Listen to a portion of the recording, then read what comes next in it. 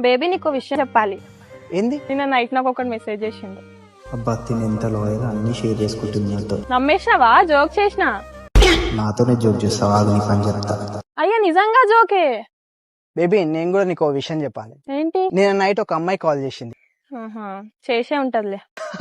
నేను జోక్ చేస్తున్నా. ఏమో చేసే ఉంటది, నువ్వు మాట్లాడే ఉంటావు.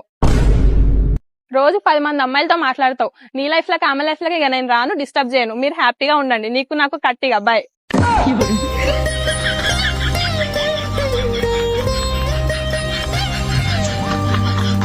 బేబీ ఒక క్వశ్చన్ అడుగుతా, ఆన్సర్ చేయు.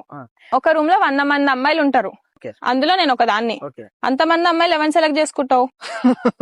ఇది కూడా ఒక క్వశ్చనేనా? ఆఫ్ కోర్స్ నిన్నే సెలెక్ట్ చేసుకుంటా. అది క్వశ్చన్ కాదు. అంతమంది అమ్మాయిలు ఉన్న రూమ్ లో నువ్వేం చేస్తున్నావు? సరే ఇంకో క్వశ్చన్ అడుగుతా. మిడ్-నైట్ 12 o'clock ఒక అమ్మాయి వచ్చి రూమ్ డోర్ కొడుతుంది. ఓపెన్ చేస్తావా లేదా? పిచ్చా నీకేమైనా? నేను ఓపెన్ చేయను.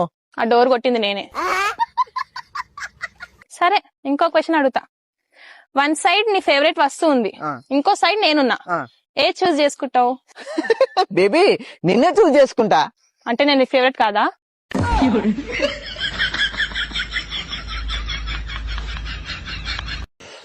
అవునా? నానేం లేదా అయితే? సరే. ఏమైంది? ప్రియా కాల్ చేసింది. ఆఫీస్ లో ప్రతి ఒక్కరికి ప్రమోషన్ వచ్చిందంట, ఒక నాకు తప్ప.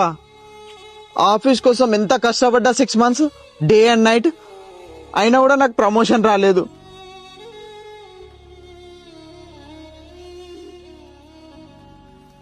ప్రియా ఎవరు?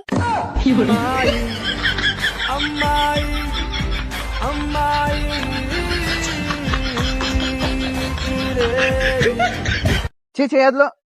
బేబీ ఏమని కోపంగా ఉన్నావా? అవును కోపంగా ఉన్నా. అయితే నాకు సారీ చెప్పు.